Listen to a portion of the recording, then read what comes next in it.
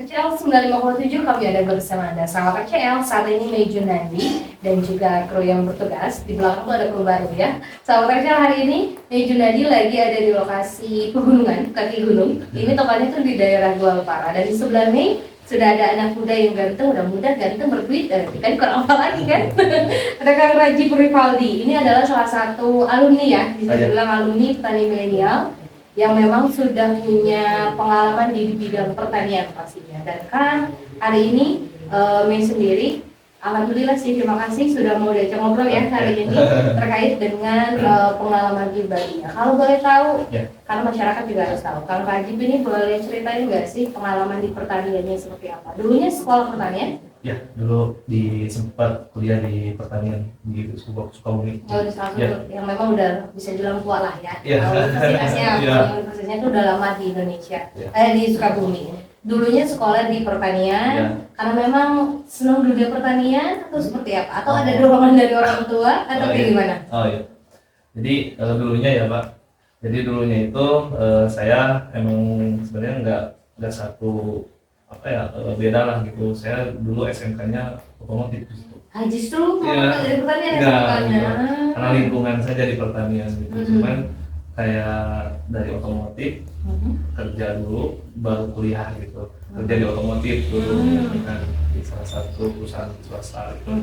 Terus habis itu saya karena di lingkungan pertanian terus kayak ternyata asik juga ya pertanian. Dulu tuh sempat nolak di pertanian gitu kan ya, cuman kesini ternyata terbuka juga tentang masalah pertanian. Kuliah lah di Universitas Muhammadiyah Sukabumi.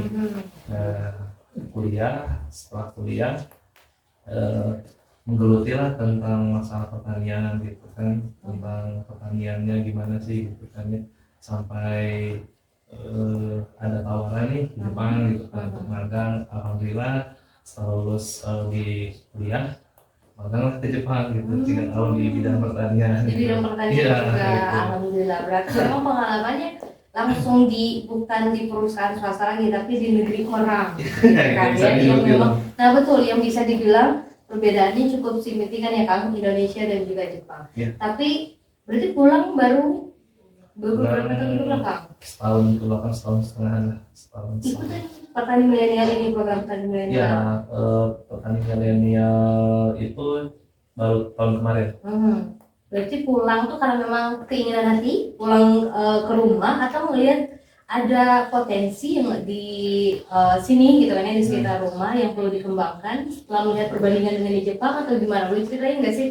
Jadi kenapa nggak balik lagi ke Jepang dan lain sebagainya? Ya karena kalau orang mikirnya udah di sana. Ya gitu ya. Soalnya emang enak sih ditahan kan kalau di Jepang itu.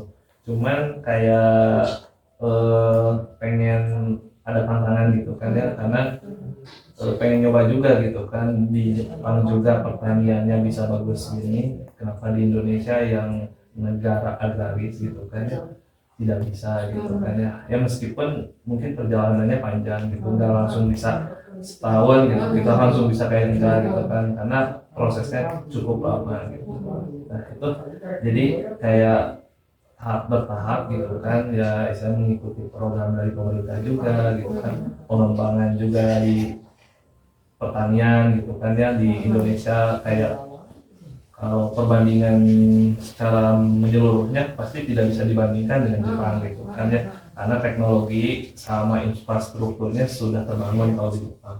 Kalau di Indonesia istilahnya ya sebagian saja masih bisa lah dilakukan perubahan, terutama di pertanian itu yang sangat urgent itu di tata niaga itu. Jadi perbedaan yang memang jelas dari tata niaga yang Kang Rajib bilang tadi itu jadi gimana? Di Indonesia posisinya memang perlu, pasti memang butuh pengembangan, butuh perubahan gitu kan ya. Tapi yang memang jelas-jelas bisa Kang Rajib berubah, walaupun memang tadi Kang Rajib bilang kan butuh waktu gitu kan ya. Tapi ada inovasi apa nggak sih untuk merubah yang kekurangannya ini? Untuk merubah kekurangannya itu ya Pak. Jadi kayak di kita itu pertama rantai pasoknya kita mungkin jangan terlalu panjang gitu. Rantai pasoknya kita harus potong. Nah di situ diperlukanlah ada yang mengorganisir, yaitu koperasi biasanya yang bisa memotong gitu. Tapi ya kendala kita itu masih banyak tengkulak gitu, yang hadapinya kan dengan tengkulak, tapi harusnya dengan tengkulak itu kita bukan dijadikan musuh sebenarnya, tapi harus di partner gitu kan. Cuman kan kita tengkulak akan bilang tidak akan sama penghasilannya seperti yang kemarin gitu, akan berkurang penghasilannya, mungkin itu tantangannya gitu. Cuman kan kita harus bisa kuat dulu di organisasinya gitu. Kalau sudah kuat, cara supaya harga ke konsumen, misalnya konsumen bisa diuntungkan, koperasi diuntungkan, dan petani pun bisa diuntungkan. Nah betul, saling menguntungkan. Jangan ada yang dijatuhkan, dan juga kan pengajaknya tuh kerjasama, bukannya memusuhin atau memutus rezeki orang gitu kan. Jadi harus dipahami juga. Kemudian sih bisa ya. Tapi memang kalau permasalahan pertanian di Indonesia itu pasti nggak jauh dari sini. Ya. Kayaknya nggak cuma Kang Rajib aja yang punya pemikiran gini. Kayaknya hampir semua petani pun mengeluhkannya itu. Tapi kalau boleh tahu kan tadi Kang Rajib juga bilang, tadi juga Kang Rajib cerita kuliah dulu, terus ada kesempatan buat magang di Jepang di bidang pertanian, pulang ke Indonesia ikut program petani milenial ini juga karena ada kesempatan kah, atau ada dorongan juga kah, atau seperti apa? Ikut ke pertanian sebenarnya belum tahu ya. Petani milenial gitu kan, pulang dari Jepang emang niatnya ya kayak pengen bertani gitu kan, ya kayak gimana ya, ya udah dari kecil-kecil gitu kan. Cuman di sini ternyata udah ada kelompok tani gitu kan, udah ada kelompok tani. Terus ternyata di sini sudah ada program juga gitu kan, program kerjasama dengan program JICA lah gitu kan ya, yang dari Jepang juga gitu kan, pengabdian terhadap pertanian di Indonesia. Ya kan, ternyata sudah ada programnya. Nah, ngobrol-ngobrol, singkat cerita ada BPP gitu kan. Nah itulah dari BPP lah dikenalkan dengan petani milenial, program Yes gitu kan, sampai dikenalkan gitu. Akhirnya ikutlah program-program gitu sambil melakukan bertani gitu kan, mengorganisir ya istilahnya pertanian gitu. Nah, alhamdulillah juga pas pertengahan diamanatkan untuk jadi ketua kelompok tani gitu. Ya gitu. Umur nggak jadi batasan ya. Walaupun masih muda tapi udah bisa memimpin para petani di sekitar sini. Gitu kan, ya. Tapi kalau boleh diceritain yang didapatkan dari Kang Rajib sendiri dari program petani milenial, program MIS itu apa aja sih? Jadi yang didapatkan itu yang pertama adalah ilmu kayak apa ya? Kita bisa belajar tentang masalah literasi keuangan gitu. Terus kalau smart farming gitu kan diajarin juga gitu kan. Terus kayak ya kebanyakan cara membuat apa ya, laporan keuangan, manajemen gitu kan, supaya usaha kita itu secara tertulis gitu kan, ada bukti jelasnya gitu. Tidak, jadi kan sekarang petani itu menanam, dia beli misalkan alat-alat, tapi tenaga dia nggak diperhitungkan gitu. Jadi dia dapat keuntungan berapa untuk tenaga dia itu tidak terhitung. Misalkan kalau kita jelaskan kalau ada bukunya berapa bulan gitu kan, tertulis keuntungan kita berapa sudah jelas gitu kan. Jadi nggak apa namanya ya, nggak sudah bisa evaluasi lah gitu kalau udah ada catatan-catatan itu gitu setiap produksi pertanian. Karena memang kalau pertanian nggak cuma tukang nyangkul, beli pupuk enggak ya, ada manajemen di dalamnya. Harus itu. Nah, betul. Jadi harus ada manajemen, harus tertata rapi, tertulis gitu ya. Buat ada pembukuannya juga. Dan kalau sambungannya sama produk ini, karena kan pasti pertanyaan-tanya. Hubungannya Kang Rajib, Petani Milenial sama chili oil ini apa gitu kan. Jadi kalau chili oil ini berawal dari apa ya, ketika harga murah, misalkan cabai harga murah, bagusnya diapakan ya gitu. Terus ketika tomat harga murah, karena yang menjadi masalah itu fluktuatif harga. Ketika fluktuatif harga, maka apapun yang ditanam mendapatkan hasil itu ya tidak akan paling kembali modal atau rugi gitu. Nah, untuk mencegah itu terjadi, maka kalau cabai itu ternyata kenapa saya pilih cabai, terus tani cabai gitu. cabai itu bisa dikeringkan gitu. Nah, iya betul. Nah gitu. Kalau harga murah misalkan ya, misalkan contoh lah sekarang untuk kembali modal cabai itu misalkan di kisaran harga ketika harga 20 sampai 25 itu sudah ada buat petani gitu. Tapi kan kalau misalkan sekarang harganya 10.000 rugi dong gitu kan. Nah ketika rugi apa yang harus diinovasikan, salah satunya adalah dikeringkan. Nah betul. Nah dikeringkan, saat udah dikeringkan kita buat produknya gitu kan, ataupun olahan kayak sambal kan ada tadi yang sekretaris ngomong juga buat sambal gitu. Ada sekarang udah dibuat olahannya, tapi ini baru di cabai, belum di tomat, belum tahu nih. Misalnya sekarang kan ada tomat itu apa ya, tomat itu biasanya kurma tomat, cuman kan itu tidak efektif. Kalau misalkan untuk jangka bisa kering tapi si vitaminnya masih ada, nah itu mungkin bisa jadi rekomendasi ini gitu. Betul. Jadi tidak menghilangkan gizi di dalam produknya gitu kan. Dan memang kalau cinta kuliner pasti tahu ya kalau Cileun tuh lagi trending sekarang. Itu kan di mana-mana gitu kan ya. Jadi makanan mau itu mie, mau itu nasi, makanan apapun pasti ada chili oil gitu kan. Jadi salah satu produk memang yang lagi diincar. Tapi kan kayak Kang Radit tadi bilang, gitu kan ya, kenapa nggak pilih sawi? Karena kalau dilihat dari sekitar sini potensinya apa aja sih sayuran? Macam-macam hortikulturasi. Jadi kayak sayuran, mau itu sayuran cabai, tomat, terong gitu, ataupun jenis-jenis sayuran yang 40 harian gitu, kayak sawi, sawi putih, kol gitu, itu masih bisa tumbuh di sini. Betul. Karena memang kaki gunung juga kan ya, Golkar dingin banget gitu kan ya, dan memang kalau sayur-sayuran pasti cocok. Tapi ada niat buat mengembangkan selain cabai kan? Kayak tadi juga kan kayaknya tomat juga kayaknya bisa nih, atau sawi mau ada ide bikin produk apa gitu bisa ya?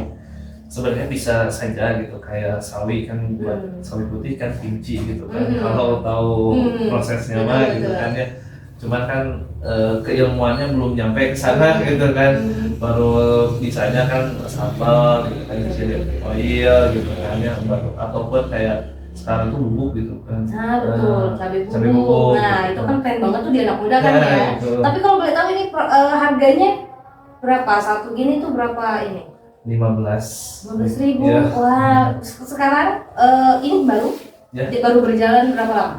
Ini udah hampir sebulan setengahan lah. Sebulan. Lancarnya itu sebulan lah. Masih baru banget. Tapi sejauh ini dipasarkan di online atau ada tokonya? Ada resellernya. Ada resellernya. Berarti kalau misalkan masyarakat Sukabumi mau beli nih, karena kalau chili oil itu udah pasti anak muda nyari kan. Bisa menghubungi kemana kalau mau beli?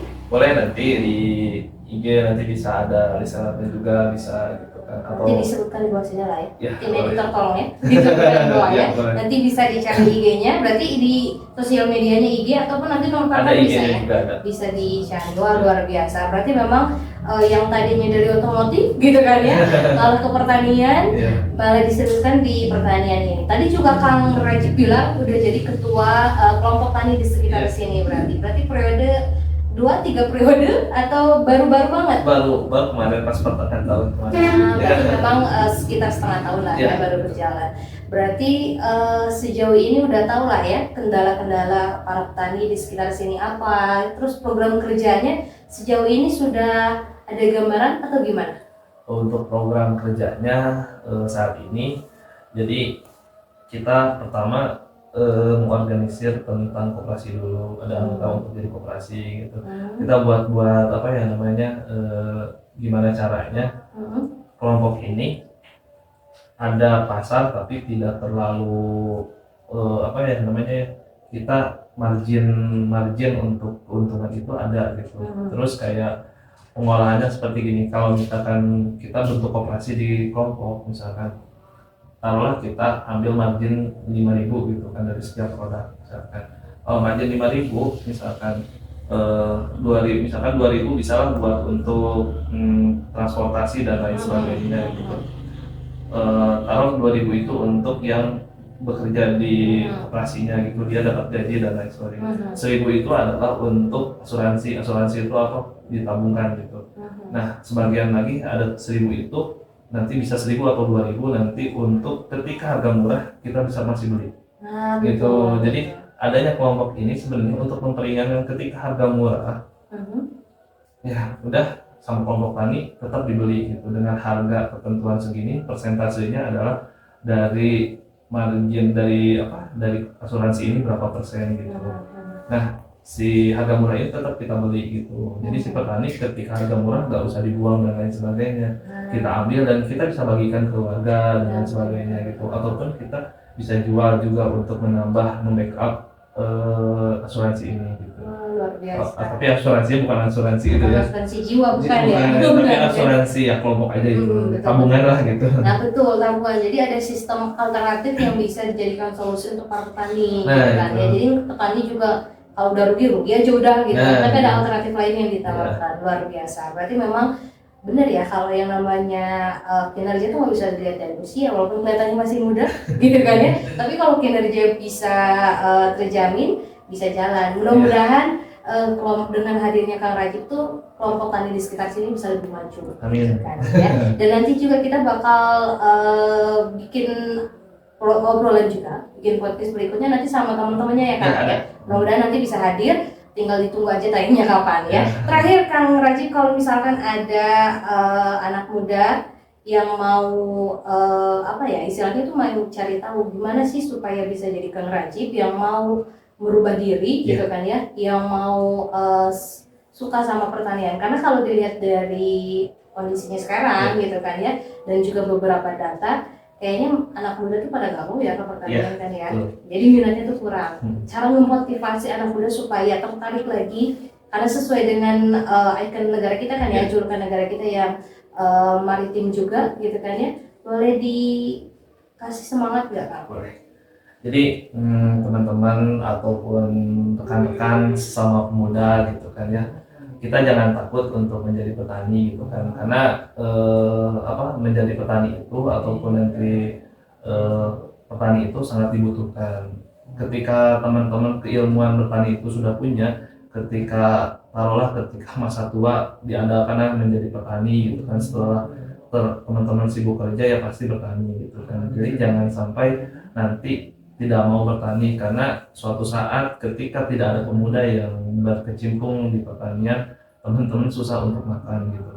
Kenapa seperti itu? Karena kita harus peduli juga untuk bagaimana kita bisa makan. Kedua adalah keuntungan jadi petani itu adalah hidup mungkin tidak terlalu mewah, tapi sederhana tapi tercukupi semua gitu. Kita tidak terlalu pusing gitu kan. Tapi ketika kita punya inovasi, langkah-langkah inovasi yang baik, pemasaran dan tata niaga, dan seperti buat produk baru dan lain sebagainya, itu akan menjadi keuntungan buat kita dan omset kita akan lebih dari mungkin yang kerja dan lain sebagainya. Itu bisa menjadi motivasi dan memberikanlah pemikiran-pemikiran untuk mempermudah pertanian kita, supaya ya meskipun pertanian itu kotor gitu kan ya, emang kita pasti dengan tanah, dan tapi ada alternatif lain, misalkan teman-teman suka tentang hidroponik gitu kan, atau digitalisasi atau smart farming gitu, sekarang sudah mulai digalakkan, tinggal kita maunya atau tidaknya untuk bertanya seperti itu.